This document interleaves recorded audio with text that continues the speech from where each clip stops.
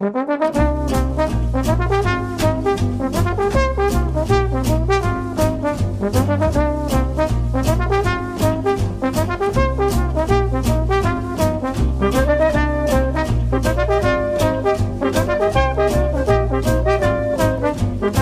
our virtual green room here on Author's Corner, Ilona and Hress, her book, Realizing an Enlightened Civilization of Peace. Doesn't that just sound calming? Doesn't that sound good? So we're so glad she's on AC with us here on America Tonight. And with me, Kate Delaney. Ilona, thanks so much for coming on.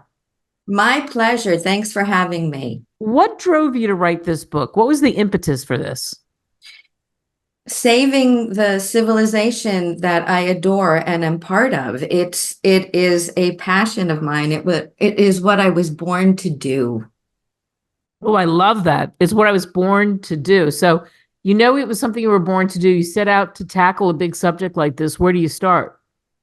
You start with your soul. The biggest thing that I would love readers to take away from this is a realized felt connection to the larger part of their being, which is their souls. We are so much more than we appear to be. Our physical presence is a tiny 1/5 part of this larger double, 1, 2, 3, 4, 5 parts of us that are present to the world. Our beliefs, our thoughts, our feelings, our memories, they congeal in our physical bodies, and we have potentials that exist far beyond what we're capable of thinking in our egos and of being aware of in our just physical sensory systems.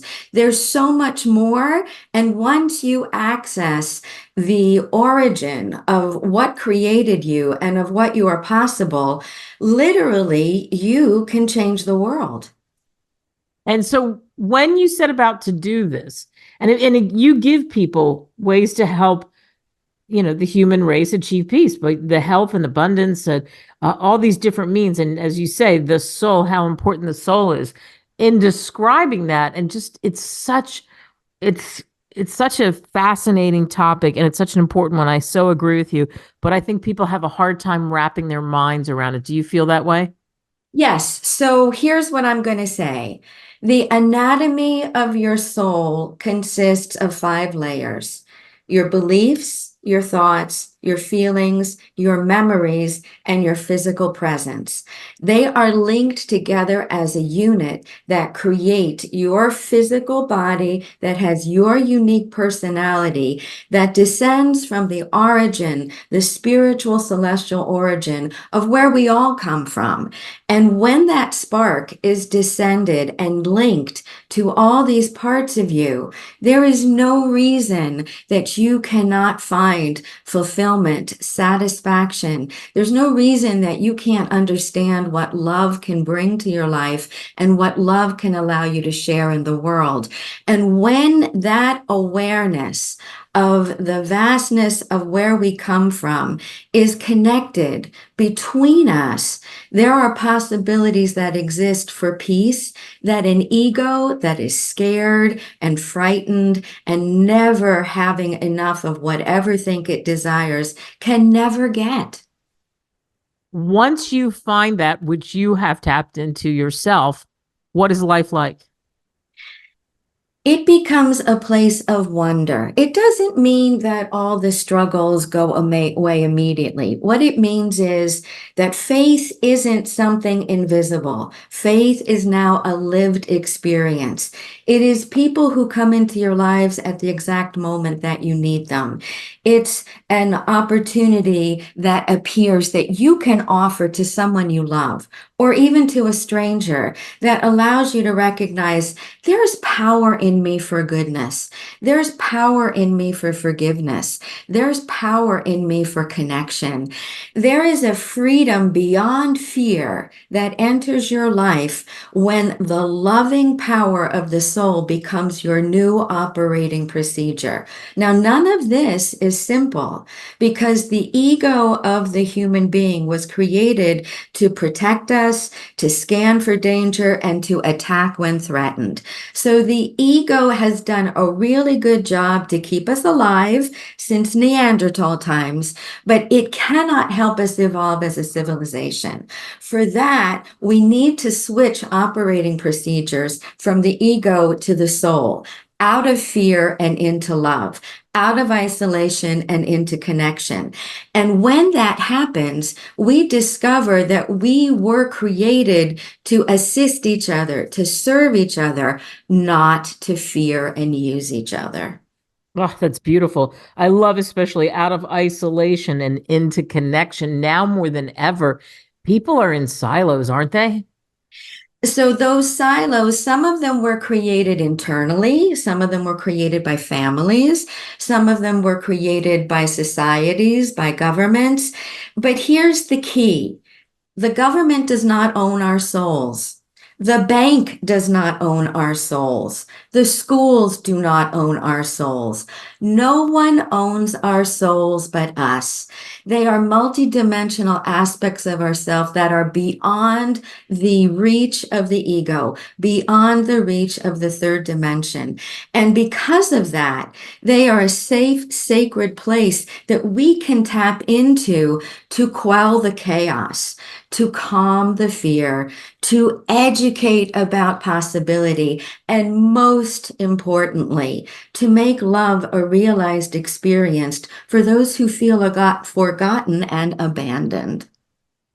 And you say too, it's interesting in your book, our understanding of spirituality will develop such that the religious practices will cease to be the source of conflict, division, and violence. And sadly, isn't that so too often?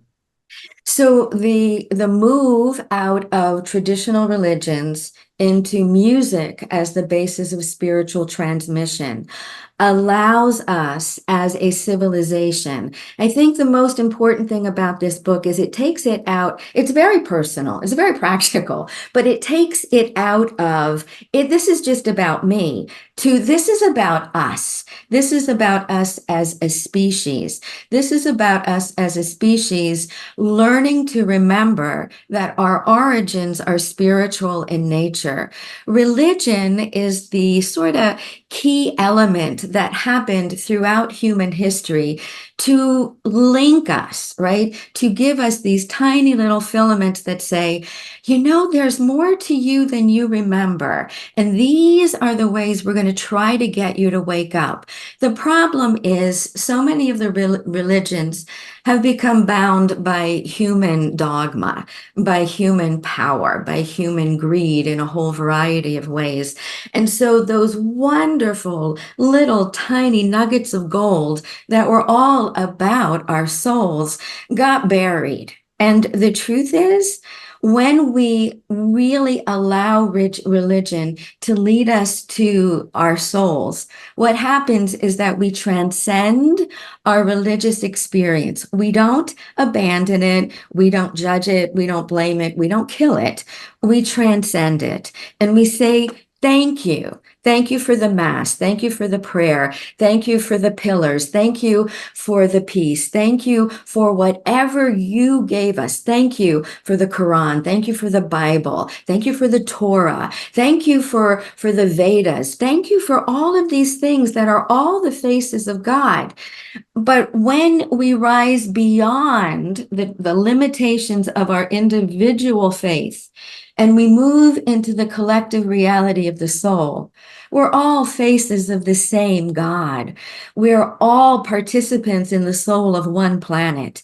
And when we come to that link and we have a visceral experience of that oneness, no one, no religion, no government, no education, no family member can ever take that from the graciousness of your heart, the wisdom of your mind, and the presence of your body.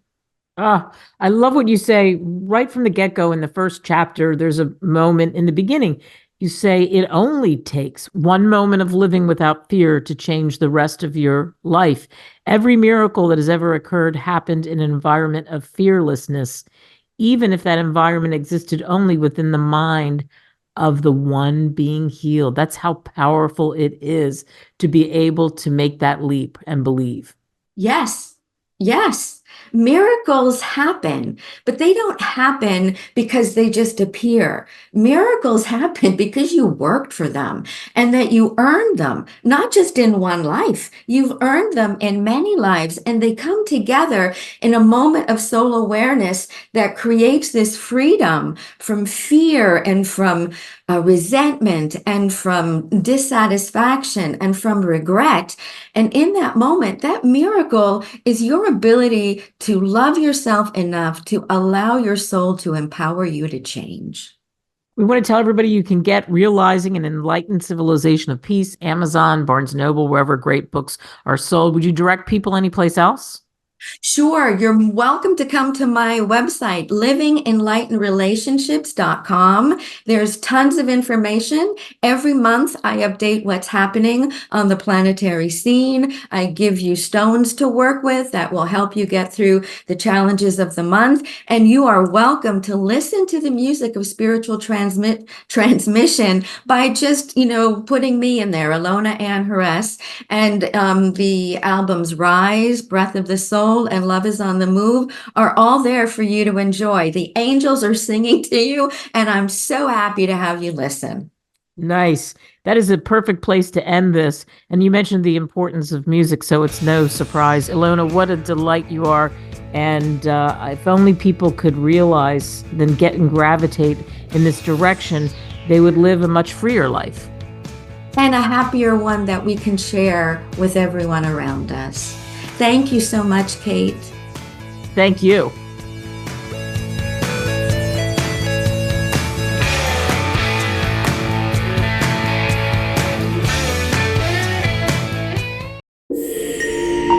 Visit us at www.greatwritersmedia.com. Email us at info@greatwritersmedia.com or call us at +1 877 556 0486.